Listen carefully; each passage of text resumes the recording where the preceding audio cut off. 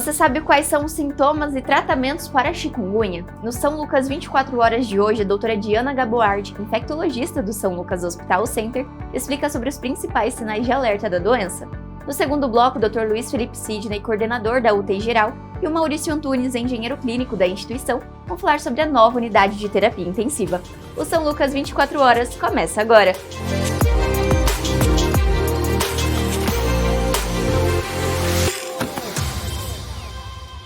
Olá, seja bem-vindo a mais uma edição do São Lucas 24 horas. E hoje nós vamos falar sobre a chikungunya. Você já ouviu falar? Essa é uma doença infecciosa causada por um vírus transmitido pelo mosquito Aedes aegypti, o mesmo responsável pela dengue e pela zika.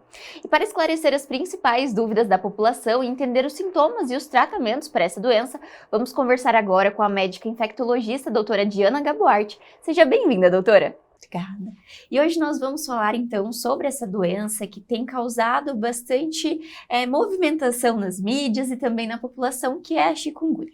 Doutora, eu gostaria que a doutora começasse explicando pra gente então o que é essa doença. A gente sabe que ela é transmitida pelo mesmo mosquito da dengue, mas explica um pouquinho pra gente então a diferença e o que é de fato esse vírus, essa doença. Sim, então é justamente isso que você colocou, a gente chama de arbovirose, né? A partir do momento que essa doença ela é transmitida por um agente como um inseto, que no caso é o mosquito, né? E particularmente na zika, na dengue, na chikungunya, é o mesmo agente que é o Aedes aegypti, né? Então a gente fica nesse grupo das arboviroses e é a partir então da picada do mosquito, normalmente mosquito fêmea infectado, que se dá então a inoculação do vírus no ser humano. Certo, doutora, então ele é um vírus, mas de onde que esse, por exemplo, ele tem um primeiro mosquitinho que foi lá e daí faz a transmissão? Como que começa de fato essa transmissão, esse caminho da doença também? Então, a gente tem circulação do vírus que às vezes foge assim, de um controle de exatamente o ponto de origem desse vírus, mas o fato é que o mosquito se infecta. E aí, a partir do momento que o mosquito se infecta, e começa a ocorrer a disseminação. Mas em algum momento, esse mosquito tem que se infectar. Então, tem que haver o vírus da chikungunya em algum local, né? Ele tem que estar circulando de alguma forma, né? E como eu disse, que nem sempre é tão fácil de esclarecer a fonte, a origem, né? Mas a gente passa a perceber a partir dos casos clínicos documentados, né? E entender que então o vírus está circulando naquela região. E aí passa a se pensar mais no diagnóstico da doença. Certo, doutora. E falando agora um pouquinho sobre essa questão dos sintomas e clínica, quais seriam, então, os principais sintomas da chikungunya? E também para a gente diferenciar, porque muitas vezes, por ser o mesmo agente, ela acaba ficando confusa entre se é dengue, se é chikungunya. Explica para a gente se tem algum sintoma que diferencia as duas ou seria só no caso do exame mesmo? Sim, então, às vezes, para o colega que pega o paciente no atendimento inicial, nem sempre é uma tarefa assim tão fácil, né? Porque eles compartilham sintomas, né? Porém, assim, falando particularmente do que a gente poderia utilizar da parte clínica para diferenciar. Então, a dengue, ela tem algumas alterações laboratoriais que chamam bastante atenção, mas febre alta, dor no corpo, dor articular, ela pode causar, né?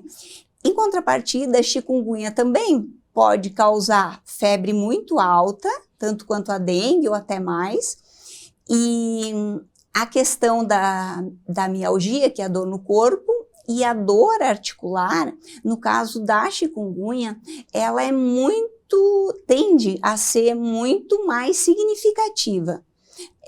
O paciente ele tende a localizar melhor essa dor articular, né? Porque ela é realmente muito significativa e muitas vezes incapacitante a ponto de o paciente não conseguir caminhar, né? Então, assim, na dengue a gente vê o paciente com muita dor muscular, mialgia, né? Porém, tem essa característica que diferencia um pouco na chikungunya, né? O quanto incapacitante é essa dor articular, e aí, muitas vezes, não é só a dor articular, que a gente chama de artralgia, né? Mas também faz um processo de artrite, com inchaço, edema, né, da articulação, e também vermelhidão, e aí já caracteriza um quadro de artrite, e muitas vezes simula doença reumatológica, né? Então, assim, eu acho que o grande diferencial do chikungunya, então, seria isso, febre alta de início súbito, com uma dor articular mais desproporcional, e aí, em relação à zika, que é a outra arbovirose, né? Então, na zika, tende a ter febre um pouco mais baixa, e na zika tem chama muito atenção as manchas vermelhas no corpo muito pruriginosas, e às vezes mais o prurido, a coceira, né, do que tanta lesão cutânea, mas a lesão cutânea muito pruriginosa é uma característica marcante da zika. Então, se a gente pegasse essas 3 arboviroses principais, eu diria que, assim, os exames laboratoriais, claro, vão ajudar nesse sentido na sequência, exames laboratoriais gerais, né, que para dengue particularmente vão auxiliar bastante, como um simples hemograma já vai auxiliar, e na sequência se vai tentando diferenciar uma arbovirose da outra. E a gente pode viver situações de ter duas arboviroses sobrepostas, uma vez que elas compartilham do mesmo agente, que é o mosquito Aedes aegypti, né?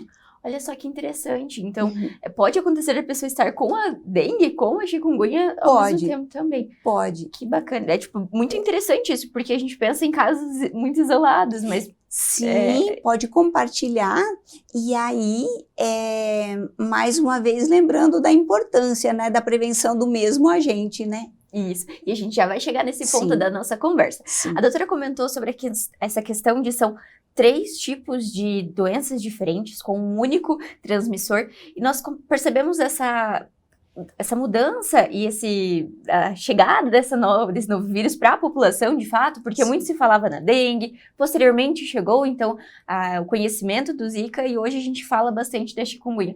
Doutora, como que foi esse movimento, então, de repercussão, de fato, da doença? Então, há alguns anos nós não tínhamos tanto conhecimento, nós como população, e hoje já é muito dito.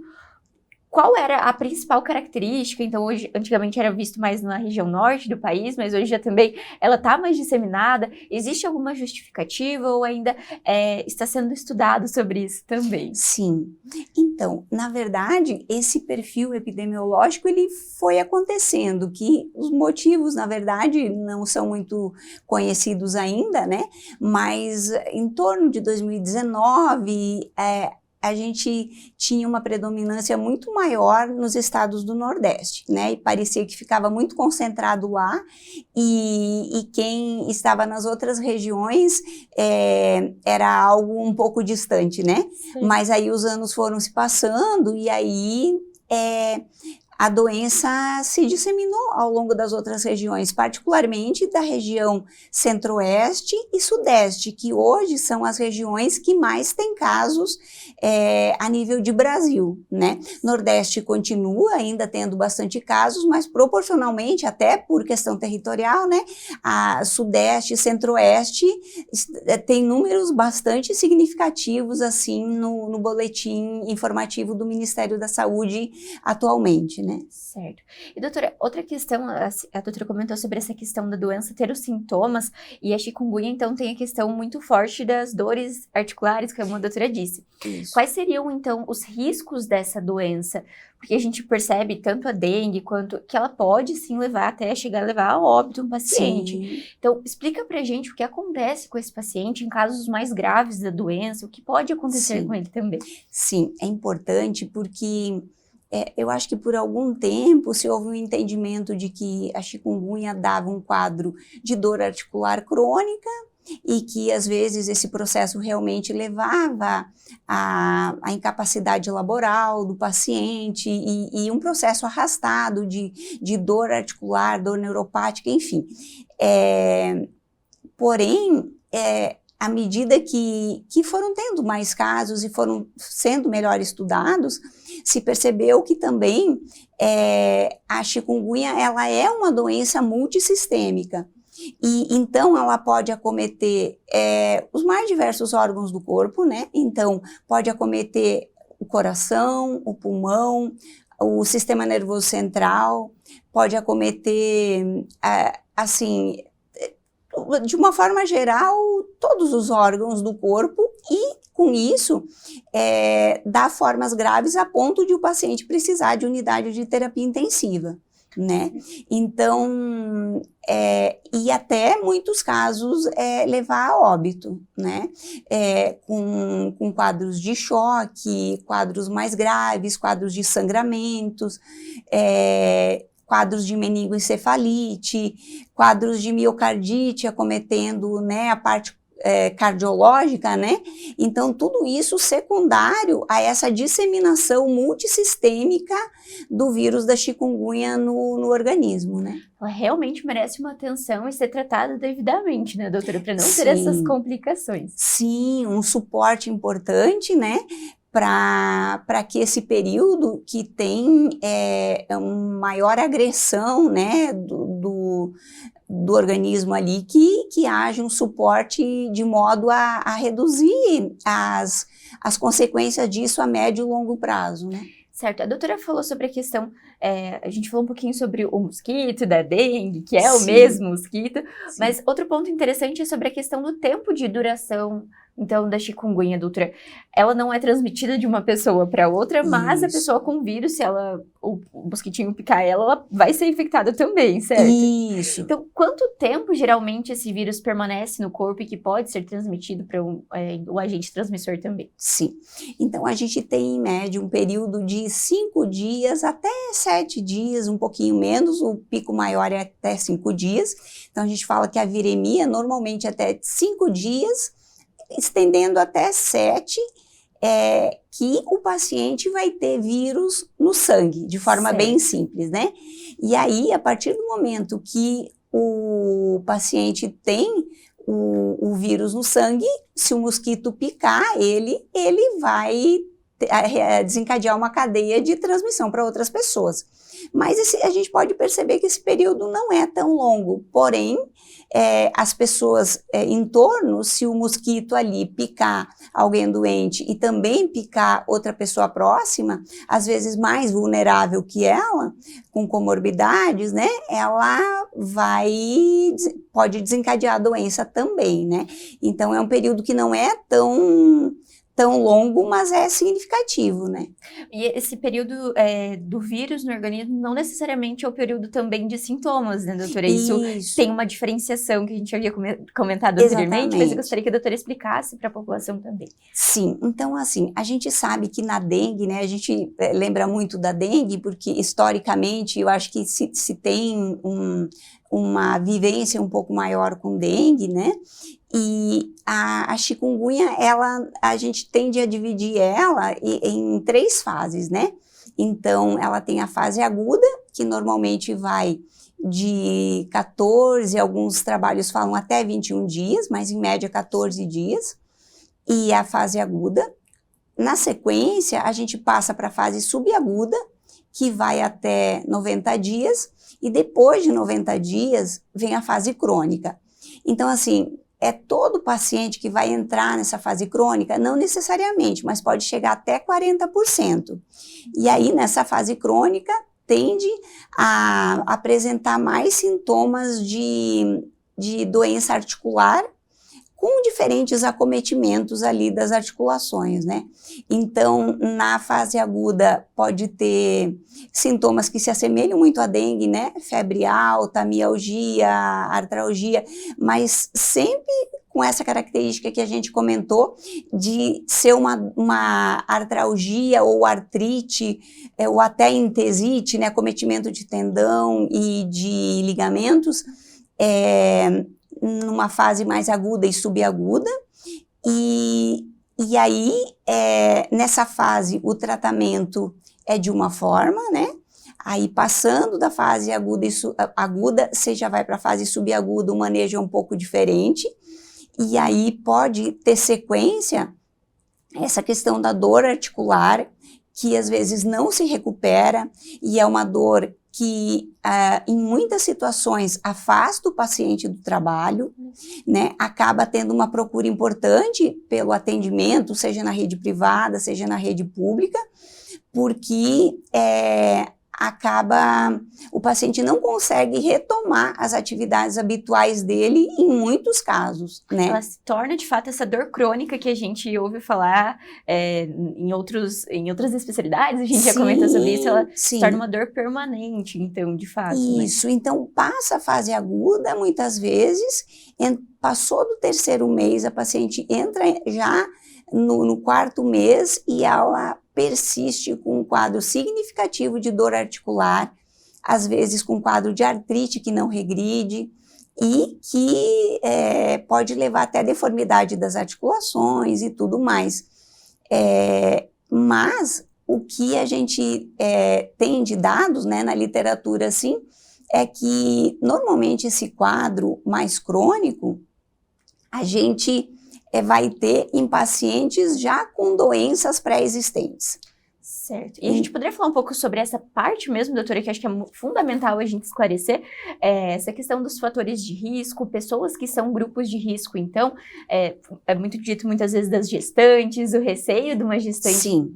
ter o vírus, ser picada pelo mosquito. Também, Sim. Tanto da dengue já tem essa preocupação. Sim. E agora com a chikungunya também não é diferente. Sim. Explica pra gente, então, quais seriam os grupos de risco e as preocupações que a gente deve ter mais com essa população. Sim, então, os grupos que são mais vulneráveis, sim, inclui as gestantes, né, que é um grupo importante, que fica mais vulnerável, os recém-nascidos, né, os pacientes com doenças crônicas pré-existentes, então hipertensos, diabéticos, coronariopatas, né, com doença arterial coronariana, pacientes com doença pulmonar crônica.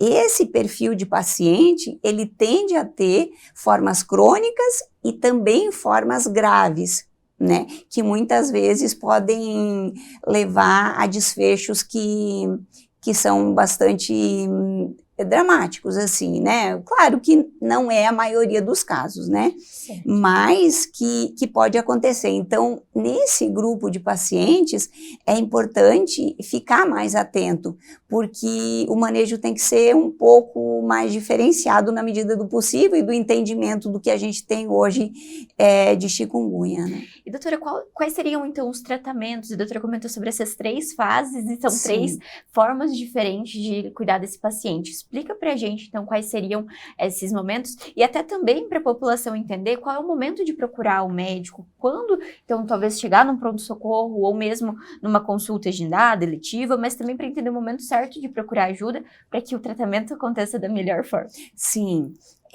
Assim, eu acho que à medida que o paciente vai se percebendo com os sintomas, então febre alta de início súbito, como a gente falou, e uma dor articular desproporcional, ou então, assim, a gente tem sinais que indicam maior gravidade, por exemplo, dor abdominal intensa, vômitos persistentes, a pressão que está tendendo mais à hipotensão, pressão mais baixa, às vezes num paciente que até era hipertenso, redução da diurese, né? O paciente está urinando menos, o paciente que já é mais idoso, que vai ficando mais sonolento, ou então com irritabilidade, às vezes com confusão mental, porque a chikungunya também ela pode acometer sistema nervoso central e dar sintomas neurológicos que nos idosos às vezes se confundem com outros quadros, por exemplo, de acidente vascular encefálico, né? Então, ou então de uma meningoencefalite. Então, assim, se percebeu esse quadro com características um pouco atípicas nesse grupo de pacientes mais vulneráveis, que a pessoa procure o serviço de saúde para tentar fazer o diagnóstico, né? E documentar, porque como compartilha sintomas com a dengue numa fase inicial, se tende a pensar em dengue, mas à medida que se entende que é chikungunya, ou que pode ser chikungunya, a abordagem ela toma um rumo um pouco diferente, né? E aí, falando de tratamento, né? Então, falando na fase aguda, a gente pensa basicamente em analgesia, em alívio da dor do paciente, porque a dor, ela pode ser extremamente significativa e, como a gente falou, incapacitante, né? Então, se baseia em analgésicos, basicamente, né? Seja analgésicos comuns e analgésicos opioides, conforme a dor do paciente, para tentar minimizar essa dor que é muito significativa, né? E isso na fase aguda. Mas também é importante, se tiver condição de descartar a dengue, porque muitos medicamentos não são usados na fase aguda da chikungunya, porque não se tem um diferencial ainda se é dengue ou se é chikungunya. E se é dengue, tem muitos medicamentos que a gente não pode usar, né? Porque poderia levar a sangramentos, né, como anti-inflamatórios. Então, na fase aguda da chikungunya, principalmente nos primeiros 14 dias, direcionar mais para a parte de analgesia mesmo, né? Certo. Passando essa fase aguda, entra numa fase de outras opções, que o próprio Ministério da Saúde tem um material que orienta o manejo dentro da realidade que a gente tem com os casos que são conhecidos, e que foi estabelecido uma certa rotina, um fluxograma, e que tem lá opções de tratamento de medicações, não só analgésicos que vão aliviar a dor de momento, mas também doenças que a gente chama de modificadoras da doença, né? Que são medicações que se usa mais a médio prazo e de forma mais sustentada, né? Então, para cada fase da chikungunya tem um tratamento adequado. Então, de repente, aquele medicamento que não é adequado na fase aguda você vai poder usar, na fase crônica você vai precisar usar, e ainda mais conforme for o grau de dor e de acometimento funcional do paciente, né? E falando de prevenção, doutora, então a gente falou um pouco sobre os sintomas, sobre os tratamentos da doença, então os fatores de risco. Existem formas de prevenção hoje disponíveis, então assim, vacinação, a questão do cuidado com o mosquito, né, da Aedes aegypti. Quais seriam as formas, então, de cuidar para que não chegue ao ponto de ter essa doença? Sim. Eu acho que essa semana a gente teve uma notícia importante, né? Que a Anvisa divulgou a aprovação do registro da primeira vacina para chikungunya, né? Lembrar que ela ainda não está disponível, mas o fato de ter sido aprovado o registro na Anvisa já sinaliza que a gente tem uma perspectiva de em breve, né, a gente não sabe exatamente em quanto tempo, mas de ter essa vacina. Então, ela já existe e ela tem um registro no Brasil. Então, a partir de então, dependendo das políticas públicas, né, ela pode ser oferecida dentro da logística e do Ministério da Saúde, e isso é uma notícia muito boa, né? Então, hoje a gente já pode, e essa vacina foi aprovada para maiores de 18 anos, porque os testes que foram feitos até aqui foi mostrando eficácia e segurança nessa faixa etária. E então tem essa notícia que é bastante importante, né? E tem a questão do mosquito, né? A gente fala já há bastante tempo do mosquito, mas a gente precisa voltar a falar sempre, né? Lembrando que A dengue sempre trouxe essa preocupação, sim, com um número significativo de casos de óbitos, casos graves, uma morbidade, assim, um quadro incapacitante. Para quem teve dengue sabe como é, né, uma dengue de um quadro mais significativo, o quanto incapacitante é, e que às vezes leva dias o quadro de dor, fadiga e incapacidade também, muitas vezes para o trabalho também, porque a prostração é muito grande. Tem muitos casos que acontece isso e casos que se resolvem mais rápido, né? Mas aí na chikungunya a gente tem agora esse diferencial também para a vacina. A gente tem a questão da vacina da dengue, mas para a chikungunya tem a vacina também, e volta no ponto da prevenção dos criadouros do mosquito. E eu acho que é importante, assim, a gente ter em mente que tem as coisas que já são de conhecimento de todos, né, que é cuidado com a água parada, com os potinhos das plantas, com a caixa d'água, com potinho de água dos pets, né, que eles devem ser higienizados. Enfim, isso que já é de conhecimento de todos, mas lembrar também dos pequenos focos, e isso tem a ver com o entorno da sua casa, né? Por exemplo, tampinha de garrafa é um pequeno foco e que pode ter larvas ali e ser um criadouro do mosquito. Então, isso tem a ver com esse olhar das pequenas coisas no entorno da sua casa. É claro que, às vezes, a pessoa se sente impotente diante de tantas pequenas coisas que poderiam, mas eu acho que a gente pode valorizar as pequenas coisas também que a gente pode contribuir dentro daquilo que a gente está percebendo no dia a dia, né? Com certeza, é um cuidado, e é um cuidado não só com a sua saúde, mas a saúde de quem está em volta, e é uma questão social mesmo, né, doutora? Sim. É uma cultura que a gente precisa reforçar constantemente, Sim. porque já não é mais só uma doença como era antigamente, né? Hoje já são 3 doenças pelo mesmo mosquito, então sim. É um cuidado que a gente tem que ter ainda maior, né? Sim, e que exatamente isso. Talvez um paciente jovem que adquira dengue ou chikungunya, ele vai ter uma resposta mais branda, mas naquela mesma casa existe um idoso vulnerável, ou então existe uma gestante, ou então tem uma criança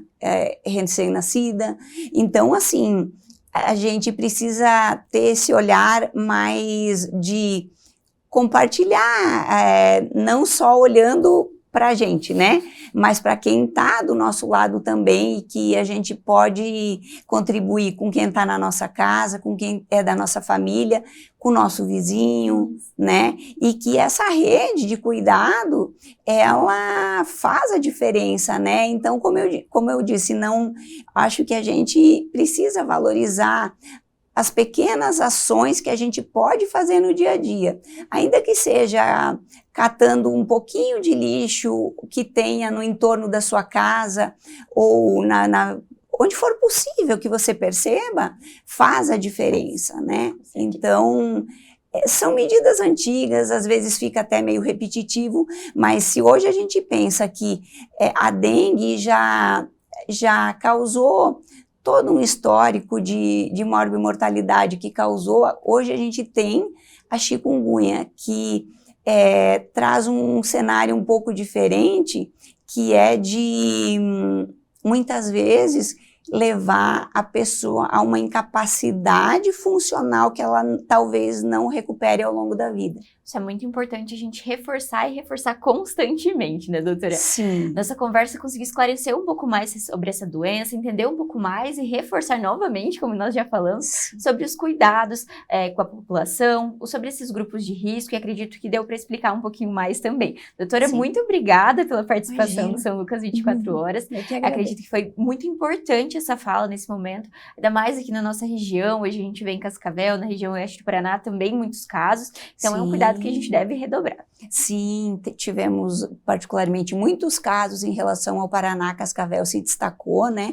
Então eu acho que é bastante relevante, e lembrando que nesse momento a gente tem essa notícia boa de que o registro da vacina foi essa semana feito na Anvisa, então temos perspectivas aí de prevenção diferenciada, né? Muito Muito bacana, doutora, muito obrigada pela participação. Obrigada. E o São Lucas 24 horas vai para um rápido intervalo e no próximo bloco nós vamos falar sobre a nova UTI do São Lucas Hospital Center.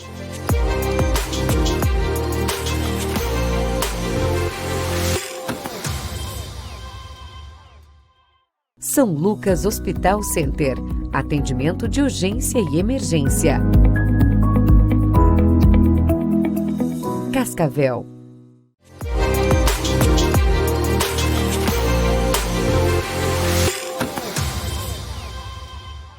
A vasectomia é uma das opções contraceptivas para os homens. E hoje o Dr. Rodrigo Gongora vai explicar para nós se é mito ou verdade que a vasectomia pode ser revertida. Isso é verdade. Nós podemos sim reverter a vasectomia, mas a grande questão que a gente tem que explicar para os pacientes é que a gente nunca deve fazer uma vasectomia pensando na reversão, pensando que qualquer coisa eu reverto. Por quê? Porque a reversão da vasectomia já se trata de um processo bastante mais complexo comparado à vasectomia em si e que a gente não pode garantir sucesso desse procedimento. Então, para a gente poder ter uma ideia, a taxa de sucesso para vasectomias que são realizadas em até 8 anos é de mais ou menos 50%. Isso em centros de referência, em centros bem adaptados e que já têm experiência com essa cirurgia.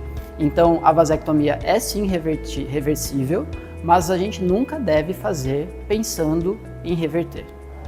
Muito obrigada, doutor. E agora nós vamos falar da nova UTI geral do São Lucas Hospital Center. E para isso eu gostaria de agradecer a presença do Dr. Luiz Felipe Sidney, coordenador da UTI geral, e também do engenheiro clínico da instituição, Maurício Antunes. Sejam bem-vindos.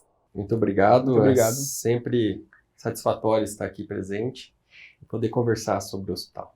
E hoje nós vamos falar sobre uma nova fase também do São Lucas, que é a nova UTI. Mas antes da gente entrar nesse novo momento do São Lucas, eu gostaria que o doutor explicasse, o doutor é coordenador da UTI geral do São Lucas. Doutor, explica pra gente como está atualmente, quantos leitos estão disponíveis no São Lucas na parte da UTI pra gente.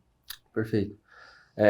Como já conversamos em outras oportunidades, o hospital consta, ele detém 20 leitos de UTI geral, né, adulto, mais 10 pediátrico e mais 10 de neonatologia, né? E conforme a gente não tem uma distinção do paciente clínico ou cirúrgico, né, do traumatizado ou do eletivo, né, ela tem a capacidade para receber todos os tipos de paciente, cada vez mais estruturada, igual já falamos em outras oportunidades, novas tecnologias, aprimoramento de mão de obra, o hospital cresce junto com a qualificação, né? Então, neste momento, nós detemos 20 leitos abertos para todos os tipos de situações. Bacana. E, doutor, essa questão dos leitos, eles estão em funcionamento, a maioria em tempo integral, com a capacidade máxima, ou vocês têm uma organização também para receber pacientes, por exemplo, emergenciais? Sim, a gente sempre tem um plano de contingenciamento, né, para nunca, ou praticamente quase nunca, faltar leito para quem precisa, né? Então, nós temos um setor, já falei em outra oportunidade, mas é importante eu falar, dentro do hospital nós temos um setor de gerenciamento de leitos. Então, em conjunto com todas as equipes de todos os setores, não só da UTI, da enfermaria, dos pisos e centro cirúrgico, nós fazemos um planejamento de 24 a 48 horas constantes, para frente e para trás, para sempre ter um sistema organizacional, porque se o paciente vem do pronto-socorro, ele vai ou direto para a UTI, ou para o centro cirúrgico, para depois ir para a UTI, para depois receber alta e ir para a enfermaria. Então, isso é um organismo dentro do hospital fundamental para a gente fazer esse gerenciamento, e assim a nossa capacidade gira em torno de 90% a 95%, né? Temos uma demanda pelo menos aí de 60% de leitos cirúrgicos, né? Então, posso dizer que a maioria dos leitos na atualidade são de cirurgias eletivas, grandes cirurgias eletivas. E aí a gente tem em 30%, 40% dos pacientes diversos, pronto-socorro, atendidos pelo SAMU, SEAT, ou que estão internados e precisam, por algum motivo, ir para a UTI. Então, a gente trabalha com a atual capacidade que suprime a necessidade atual do hospital. O doutor falou que os pacientes da UTI, eles são de diversas especialidades e vêm de outras localidades. Mas qual que é, geralmente, um paciente quando ele é encaminhado para a UTI? Só para a gente voltar e dar esse contexto também. Quem é o paciente que precisa e que vai para a UTI? Então, o doutor falou no caso do centro cirúrgico, mas também não é todos os pacientes que faz cirurgia que vai para a UTI. Dá um contexto para a gente também. Vou tentar deixar de uma forma mais simplificada. São pacientes que têm uma instabilidade, tanto neurológica, ventilatória, cardiovascular, né? Algum grande sistema do corpo está prejudicado e ele precisa de um suporte intensivo mesmo, né? De ter um médico capacitado para estar do lado do paciente para compensar tanto a parte hemodinâmica. Por exemplo, o paciente teve um infarto, né? Um infarto, a pressão dele caiu, ele precisou passar por uma cirurgia cardíaca ou por um cateterismo de emergência e ele vai para a UTI. Tem algumas grandes síndromes, né? Às vezes até uma diabetes grave descompensada precisa estar dentro do ambiente de UTI, porque é aquele paciente que precisa do contato com a equipe multidisciplinar, eu não posso centralizar apenas no médico, obviamente, de garantir que ele saia desse quadro de instabilidade. Principalmente neurológica, ventilatória, cardiovascular, né? Uma infecção que está fora do controle. Então, às vezes o paciente precisa de todos esses sistemas, estão em deteriorização por algum motivo. Ou politraumatizado e, principalmente, pacientes que têm capacidade de reverter esse quadro, né? Realmente, doenças terminais, isso é uma coisa, é à parte, né? Que às vezes o paciente tem cuidados paliativos, fica junto com a família, né? Claro que numa situação de emergência não é a hora, né? Primeiro a gente estabiliza o paciente, mas são pacientes que algum grande sistema está fora da homeostase, né? Então, os pacientes internos, por exemplo, grandes cirurgias, elas são quase na sua maioria eletivas. Então, esse núcleo de gerenciamento de leitos nos passa as demandas, geralmente 24, 48 horas antes. Então, eu sei quantos pacientes tem de reserva de centro cirúrgico para amanhã, sei quantos tem para depois de amanhã. Assim como tem os pacientes que estão em evolução clínica que provavelmente receberão alta em 24, 48 horas. E esses pacientes também são sinalizados para que, quando solicite a alta desses pacientes da UTI, tenha também leito fora, né? Porque tem a demanda interna aí de pronto-socorro e afins. Sim. E o hospital também é referência para a região. Então, outros hospitais solicitam vaga para nós, tanto de UTI quanto enfermaria. Então, é sempre as solicitações de UTI, geralmente são passadas para mim, a gente analisa, tendo a disponibilidade de leito, a gente aceita, né? Igual eu disse, a gente está capacitado para receber os mais diversos tipos de doenças, patologias, enfermidades, de mais graves às mais leves. Então, com essa organização de entrada e saída de pacientes, a atual estrutura, nós conseguimos dar demanda para isso. Aí o contato externo geralmente é feito ou com essa central de regulação interna nossa ou comigo, né, pensando em UTI.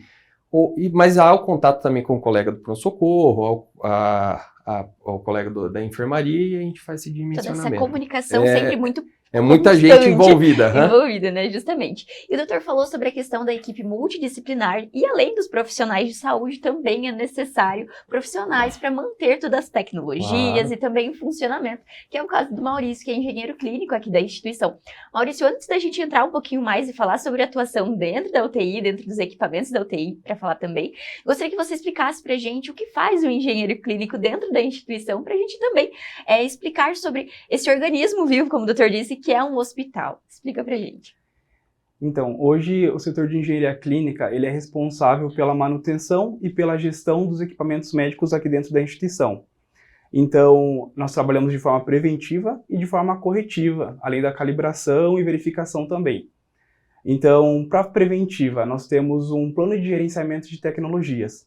Com esse plano de gerenciamento de tecnologias, junto com os outros coordenadores, nós conseguimos manter um calendário para a manutenção de todos os equipamentos da instituição, desde que eles vão ser utilizados para dar assistência para o paciente. Então, desde uma bomba de infusão, um monitor multiparamétrico, o esfígmo lá que vai verificar a pressão, todos eles vão passar ou por manutenção preventiva, ou por calibração, por teste de segurança elétrica, enfim, de acordo com a indicação de cada equipamento que vem do próprio fabricante, a gente faz essa gestão. E aí também a manutenção corretiva, né? Quando o equipamento quebra por algum motivo, está com algum problema, a gente é acionado também para poder fazer o atendimento.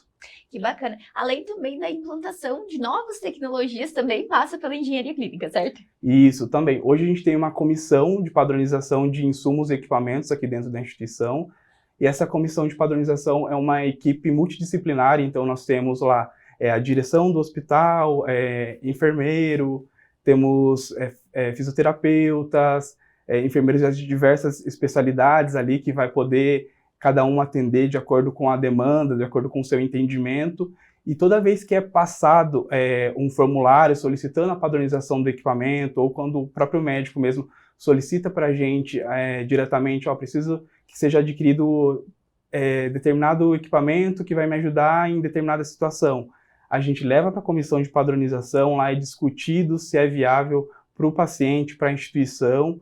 A engenharia clínica faz o papel de buscar as opções disponíveis no mercado, os valores, verificar como que é feito essa contratualização com as operadoras de saúde e, posteriormente, a gente testa as tecnologias e, tendo o ok do médico que fez a solicitação, do enfermeiro, da equipe técnica, do fisioterapeuta, a gente implementa a tecnologia na instituição. Então, a engenharia clínica também está nesse processo. E, doutor, explica pra gente, então, um pouquinho antes, de como é que foi o processo de trazer, dessa necessidade de novos leitos, então, de UTI.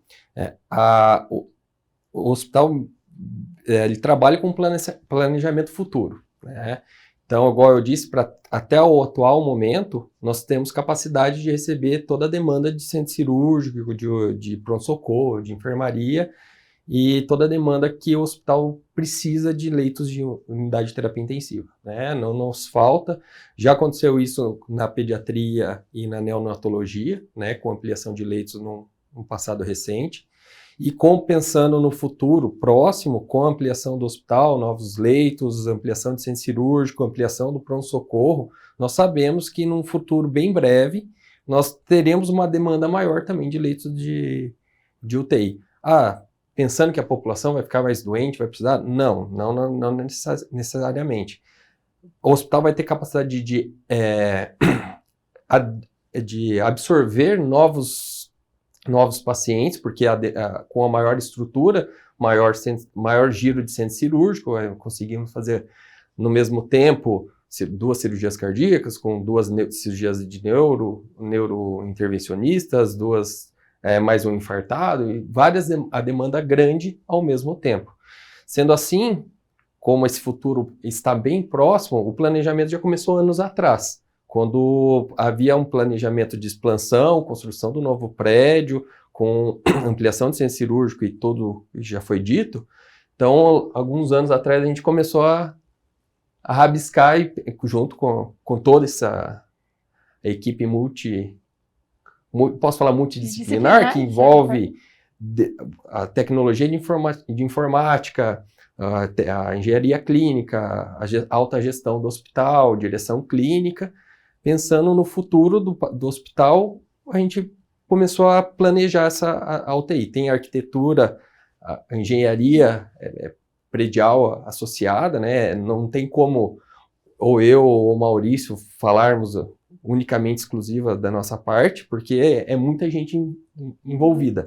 Buscando porque a construção é única, né? E depois isso vai ficar à disposição do hospital ad eterno, né?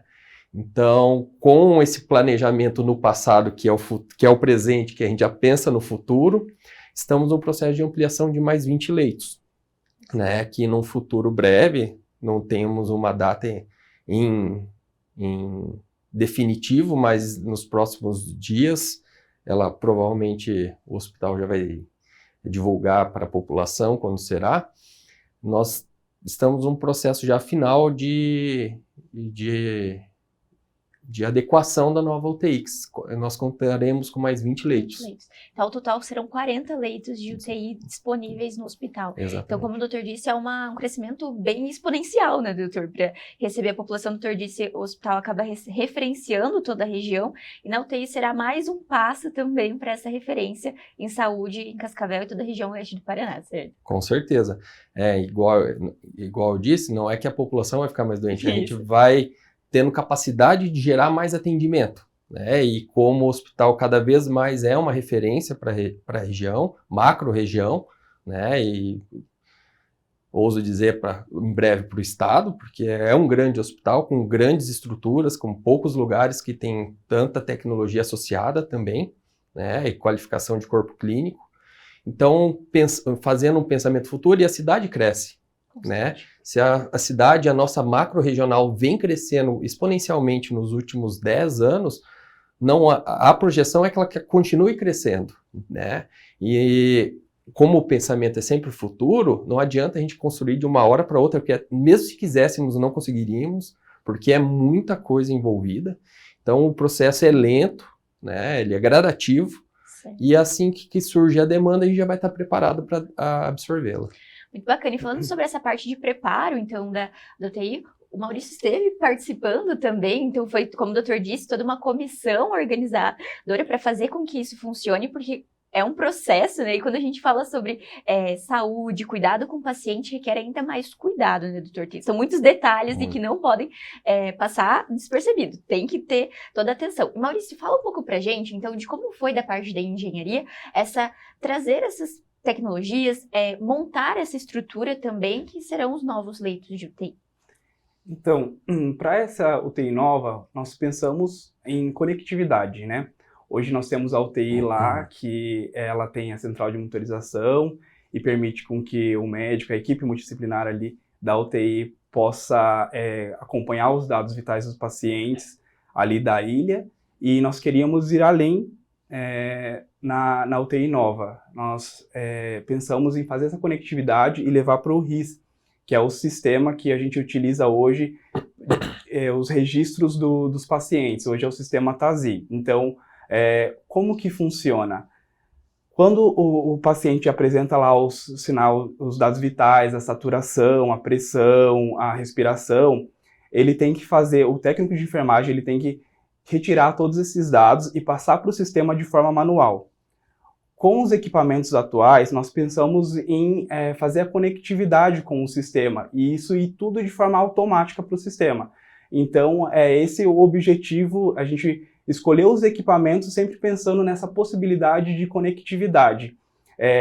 Dessa forma, a gente pensou que os equipamentos eles deveriam unificar as marcas, ter menos marcas possíveis para facilitar para a gente fazer essa conectividade, que, como o doutor mesmo disse, é algo multidisciplinar. Então, a gente precisa da TI, precisa da enfermagem para indicar para a gente quais são os dados que eles precisam, a cada quanto tempo eles precisam, precisa da engenharia clínica para poder fazer também a montagem de todo esse sistema. Então, quanto menos marcas estivessem envolvidas no processo, seria mais fácil de viabilizar essa conectividade. Então, nós trabalhamos dessa forma. Que bacana. E são 20 leitos, então foi um trabalho que demandou bastante planejamento mesmo, né? De toda a equipe, bastante gente envolvida, como já foi dito anteriormente. E, Maurício, hoje como que está a situação atual? Então, hoje a gente já está com todos os leitos... Como que está o processo mesmo de funcionamento? Já está quase pronto? Explica um pouquinho para a gente também. Digamos que a gente está ali em 60%, 70%, né? Nós já estamos com as camas lá no local, já estamos com os monitores multiparamétricos, com as estativas instaladas.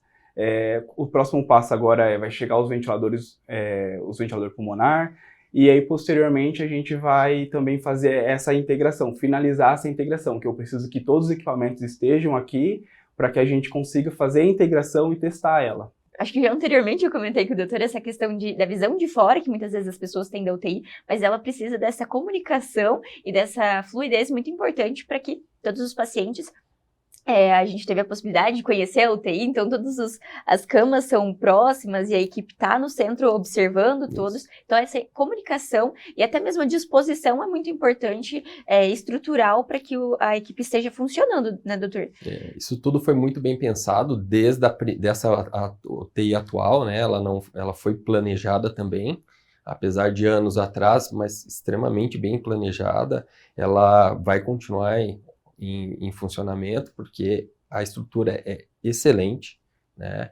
E essa nova UTI, ela também foi planejada, e assim como tudo, é evolutivo, né? Agora, a forma de pensar. Então, hoje, a estativa da nova UTI, ela tem a fixação no teto, e esse braço consegue fazer um giro de 360 graus ali dentro do leito, né? Nós já pensamos em colocar pontos de diálise em quase praticamente todos os leitos ali na UTI, né? Porque a demanda vai aumentando.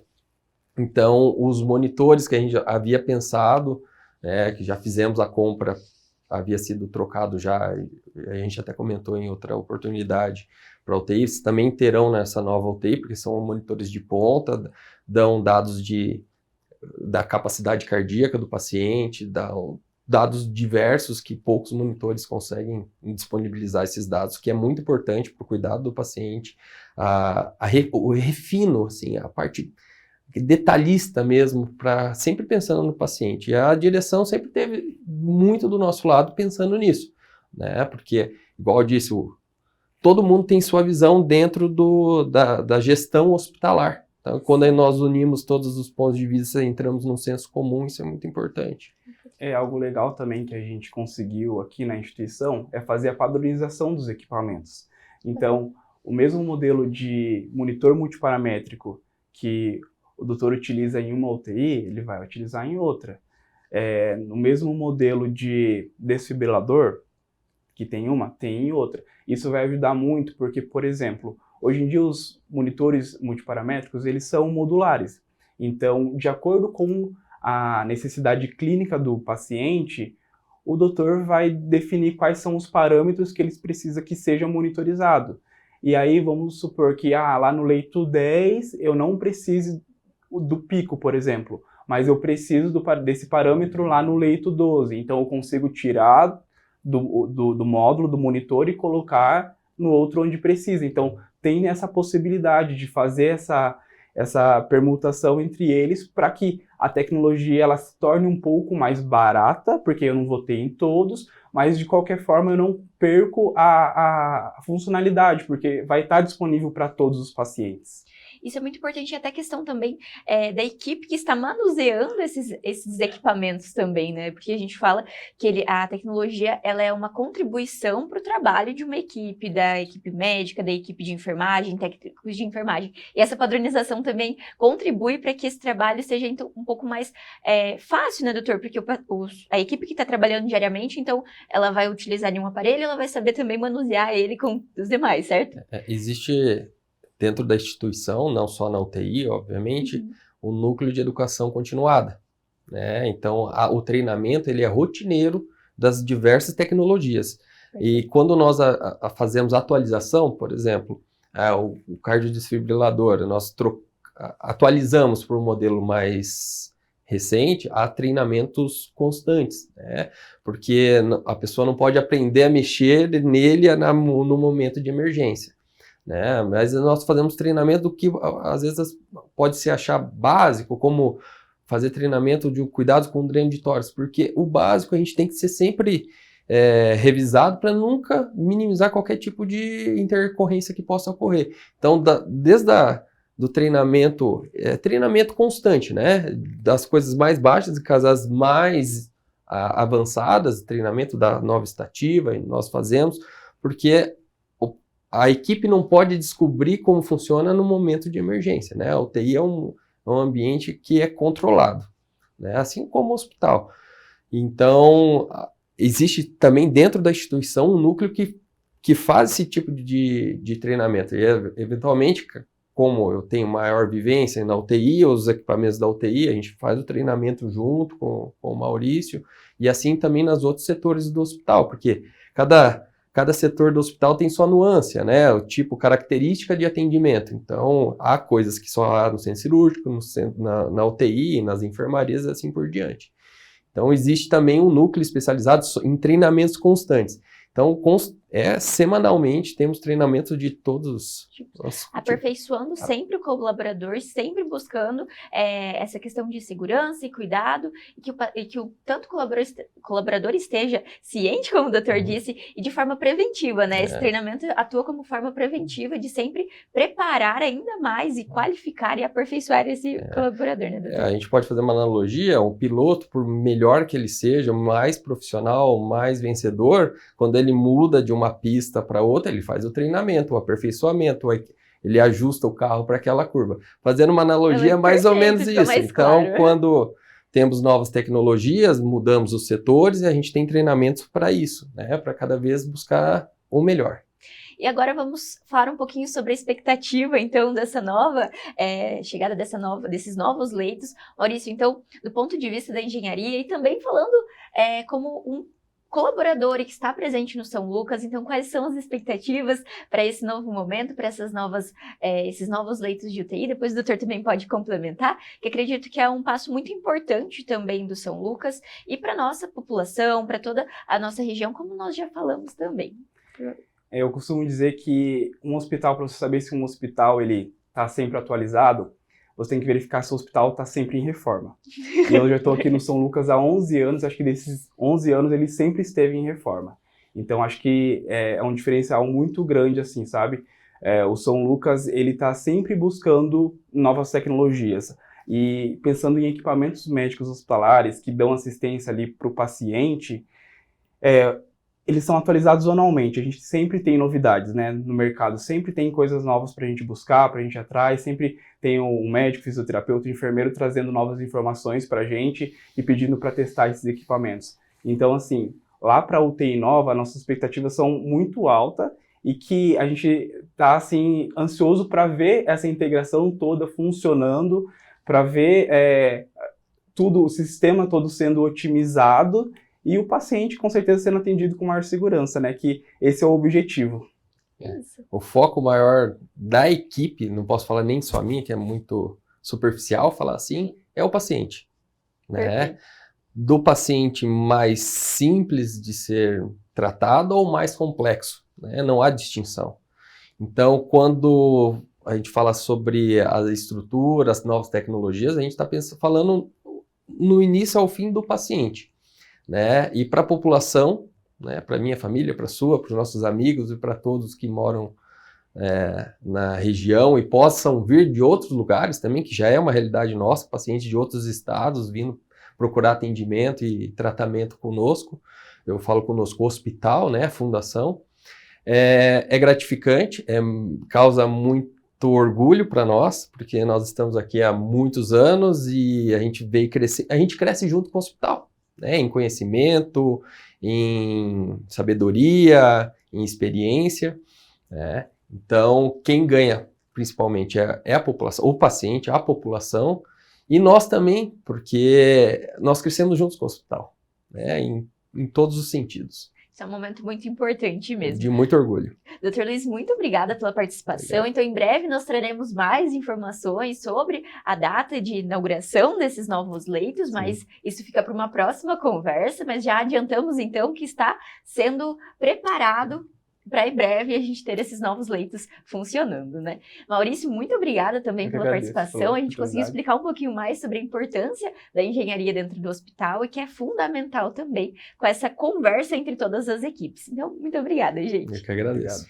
E o São Lucas 24 horas de hoje fica por aqui, mas não deixe de acompanhar as redes sociais através do @FH São Lucas Cascavel para ficar por dentro de todas as novidades. E até o próximo!